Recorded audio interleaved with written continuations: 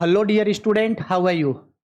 कल ही आप लोगों का Jharkhand academic council JAC board का क्लास 12 का आर्ट्स कॉमर्स और साइंस का रिजल्ट आया।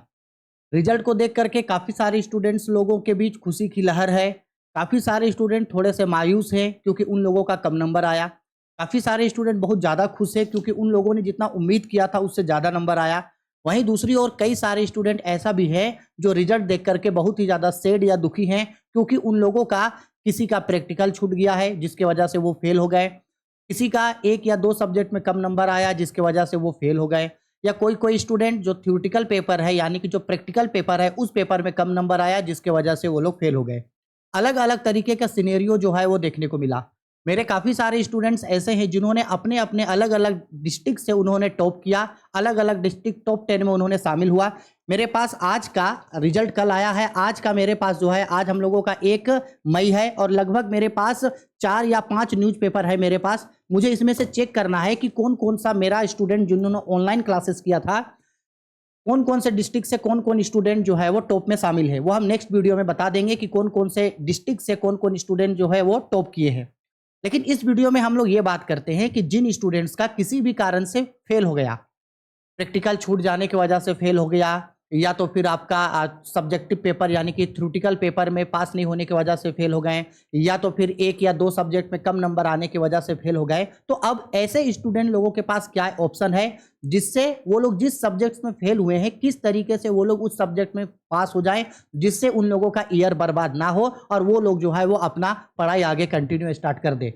पिछले बार ही अगर मैं बात करूं, लगभग 22 सितंबर को झारखंड एकेडमिक काउंसिल के द्वारा जो है बहुत अच्छी अपडेट जारी किया गया था, खासकर ऐसे स्टूडेंट्स को देखते हुए जो किसी भी कारण से अगर किसी सब्जेक्ट में फेल हो जाते हैं, तो ऐसे में उन स्टूडेंट्स के पास 3 ऐसे ऑप्शंस हैं जिसको करके वो अपना एग्जाम जिस सब्जेक्ट में वो फेल हुए हैं उस सब्जेक्ट को वो क्लियर कर सकते हैं। यानी अगर आप में से कोई भी ऐसे स्टूडेंट इस वीडियो को देख रहे हैं जो किसी सब्जेक्ट में फेल हो गए हैं जिसके वजह से आर्ट्स, कॉमर्स या साइंस, आप किसी भी स्ट्रीम के स्टूडेंट थे और आप 1 या 2 सब्जेक्ट में या तो फिर थ्योरेटिकल, सब्जेक्टिव या तो फिर कॉलेज में जमा होने वाला प्रैक्टिकल की वजह से फेल हो गए हैं, तो घबराने का बात नहीं है। आप लोगों के पास 3 ऑप्शन है। इन 3 में से आपको जो अच्छा लगे आप उसके थ्रू जो है अपने एग्जाम को क्लियर कर सकते हैं, जिससे ना सिर्फ आप लोगों का ईयर बचेगा बल्कि आप लोग जो है अभी जो स्टूडेंट पास आउट हैं वो स्टूडेंट जो क्लासेस में जाएंगे या जो लेके पढ़ेंगे आप भी उन्हीं को लेकर के कैरी फॉरवर्ड कर सकते हो। ठीक है, तो ऐसे सभी स्टूडेंट जो झारखंड एकेडमिक काउंसिल के स्टूडेंट हैं, फिर चाहे आर्ट्स, कॉमर्स और साइंस के स्टूडेंट हैं,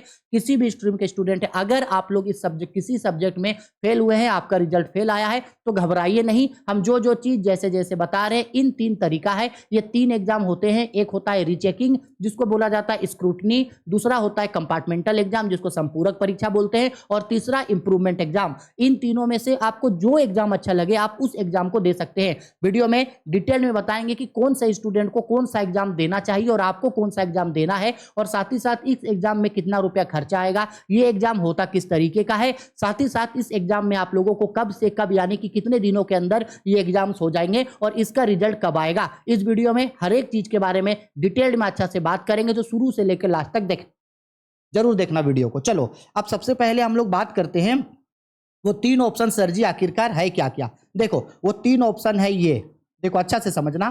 3 ऑप्शन में सबसे पहला ऑप्शन होता है हम लोगों का, 3 ऑप्शन जो है उनमें से सबसे पहला ऑप्शन है हम लोगों का कॉपी को रीचेकिंग करवाना या जिसको बोला जाता है स्क्रूटनी। पहला चीज कॉपी को रीचेक करना, स्क्रूटनी। दूसरा ऑप्शन होता है कंपार्टमेंटल एग्जाम, और तीसरा ऑप्शन है हम लोगों का इंप्रूवमेंट एग्जाम। 3 ऑप्शन है भाई, रीचेकिंग यानी कि स्क्रूटनी, कंपार्टमेंटल एग्जाम और इंप्रूवमेंट। अब एक एक करके इन सब के बारे में बात करते हैं। आखिरकार रीचेकिंग यानी कि स्क्रूटनी क्या है और किन स्टूडेंट्स को जो है ये करवाना चाहिए। देखो रीचेकिंग का मतलब है अगर आपको ऐसा लगता है कि आप मान लो कि अगर आप आर्ट्स, कॉमर्स या साइंस किसी भी स्ट्रीम के स्टूडेंट हैं और उसमें आपका थ्योरेटिकल पेपर में आपको फेल कर दिया गया था, आपको ऐसा लगता है कि आपने उस सब्जेक्ट का एग्जाम जो है वो बहुत अच्छा दिया था, लेकिन उस सब्जेक्ट का जो है वो कॉपी ठीक से चेक नहीं हुआ, जिसके वजह से आपका कम नंबर आया और आप फेल हो गए। जैसे कि मान लो कि अगर आप अकाउंटेंसी का एग्जाम अच्छा दिए थे, या आप हिस्ट्री का एग्जाम अच्छा दिए थे, या आप फिजिक्स का एग्जाम अच्छा दिए थे, या केमिस्ट्री का एग्जाम अच्छा दिए थे, लेकिन आपको लगता है कि आपने बहुत अच्छा लिखा था और आपका उस सब्जेक्ट में बहुत कम नंबर आया, जिसके वजह से आपको फेल कर दिया गया है या आप फेल हो गए। अगर आपको ऐसा लगता है कि उस सब्जेक्ट में 110% आपने बहुत अच्छा लिखा था और कॉपी सही से चेक नहीं होने की वजह से आपको फेल कर दिया गया, तो ऐसे कंडीशन पे आपके पास ऑप्शन होता है कि आप अपने कॉपी को रीचेकिंग करवा सकते हैं। रीचेकिंग को ही बोला जाता है आपका स्क्रूटनी। अब रीचेकिंग के लिए क्या प्रोसेस होता है, अभी झारखंड एकेडमिक काउंसिल के द्वारा जेक बोर्ड की तरफ से अभी 2-3 दिन के अंदर ही जो है वो स्क्रूटनी टेस्ट के लिए नोटिफिकेशन आ जाएगा। जैसे ही नोटिफिकेशन आएगा वैसे ही आपको ऑनलाइन फॉर्म भरना है, या एक बार अपने स्कूल या कॉलेज में जाके पता लगाना है। अगर वहां पे ऑफलाइन फॉर्म भराएगा तो ठीक, नहीं तो आपको ऑनलाइन फॉर्म सबमिट करना है और ऑनलाइन फॉर्म में आपको अपना सारा डिटेल भरना है। आप कौन है, कौन स्कूल से पास आउट है, या कौन स्कूल से आप एग्जाम दिए थे, कौन सा पेपर में आपको बैक लगा है, या कौन सा पेपर का आप जो है आंसर सीट को फिर से रीचेक करवाना चाहते हैं, तो आप उन सबको रीचेक करवा सकते हैं। और लगभग इसका पर सब्जेक्ट जो है लगभग 1000 रुपया का खर्चा आपको बैठेगा।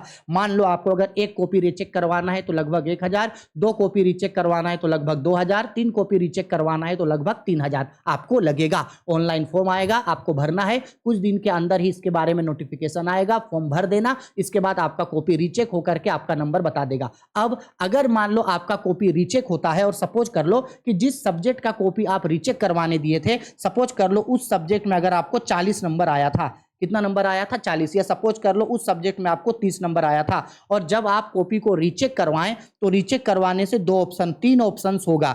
या तो फिर अगर आपका टीचर ने आपका कॉपी को सही से चेक किया था तो रीचेक में भी हो सकता है वही रिजल्ट आए, यानी कि 30 का 30 नंबर आपको मिले, या हो सकता है आपका नंबर बढ़ जाए, 30 की जगह 40-50 हो जाए, या हो सकता है कि अगर रीचेक हो तो हो सकता है कि 30 से कम नंबर भी आपका आ जाए। इसलिए हम बोल रहे हैं कि रीचेक वही स्टूडेंट करवाओगे जिस स्टूडेंट को अपने ऊपर 100% श्योर है कि नहीं भाई इस सब्जेक्ट का एग्जाम तो हम बहुत अच्छा से दिए थे, कॉपी ही सही से चेक नहीं हुआ, जिसके वजह से हम इस सब्जेक्ट में कम नंबर लाए और फेल हो गए। तो ऐसे स्टूडेंट जिसको अपने ऊपर 100% श्योर है, वो स्टूडेंट जरूर से जो है वो स्क्रूटनी यानी कि रीचेक करवाइएगा, ठीक है। और रीचेक करवाने से ऐसा नहीं है कि बहुत ज्यादा नंबर बढ़ जाता है, बहुत ही कम चांसेस होता है आपका नंबर बढ़ेगा, क्योंकि टीचर्स ऑलरेडी आपका कॉपी को सही तरीके से चेक किया होता है। लेकिन ह्यूमन मिस्टेक है, ह्यूमन एरर हो ही जाता है। अगर आपको लगता है कि नहीं हम कॉपी को एग्जाम सही दिए थे, हम पेपर सही लिखे थे, कॉपी ठीक से नहीं चेक हुआ, तो ऐसे कंडीशन पे आप लोग रीचेक या स्क्रूटनी टेस्ट करवा सकते हो,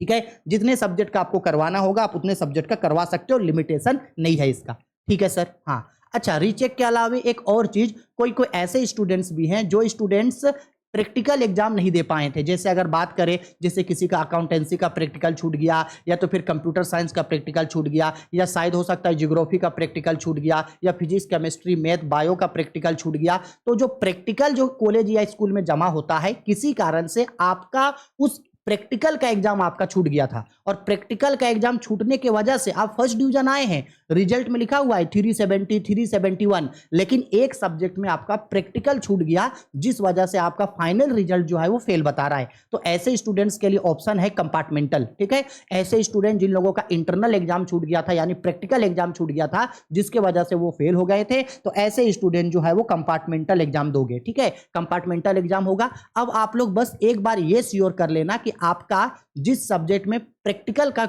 एग्जाम छूटा था, तो उस सब्जेक्ट्स के लिए क्या सिर्फ प्रैक्टिकल का एग्जाम देना होगा, या प्रैक्टिकल के साथ साथ उसका थ्योरी का भी एग्जाम है देना होगा। हमको जहां तक लगता है कि अगर आपको प्रैक्टिकल की वजह से फेल किया गया है, आपने प्रैक्टिकल नहीं जमा किया इसलिए आप फेल हो गए, तो इस कंडीशन पे आपको प्रैक्टिकल का भी एग्जाम देना है, और प्रैक्टिकल के साथ साथ उस सब्जेक्ट का सब्जेक्टिव का भी एग्जाम आपको देना होगा, ठीक। अब कंपार्टमेंटल एग्जाम में क्या होता है, अगर आप 1, 2 या 3 सब्जेक्ट्स में अगर आप फेल हो गए हैं, तो ऐसे स्टूडेंट जो है वो कंपार्टमेंटल का एग्जाम दे सकते हैं। कंपार्टमेंटल का अभी कुछ दिनों के बाद ही जो है कंपार्टमेंटल का नोटिफिकेशन आएगा। कंपार्टमेंटल एग्जाम का आपको फॉर्म भर देना है। फॉर्म भरने के बाद आपको उसमें बताना है कि आपको कौन कौन सब्जेक्ट्स का एग्जाम देना है। 1, 2, 3 सब्जेक्ट का एग्जाम जो है आप इसमें दे सकते हो। जब आप फॉर्म फिलअप कर दोगे, आपसे पैसा ले लिया जाएगा, फिर इसका एक एग्जाम होगा। इस एग्जाम में आपको आप जितने सब्जेक्ट्स के लिए कंपार्टमेंटल एग्जाम दे रहे रहे हैं उतने सब्जेक्ट्स में आपको आपका एडमिट कार्ड आएगा।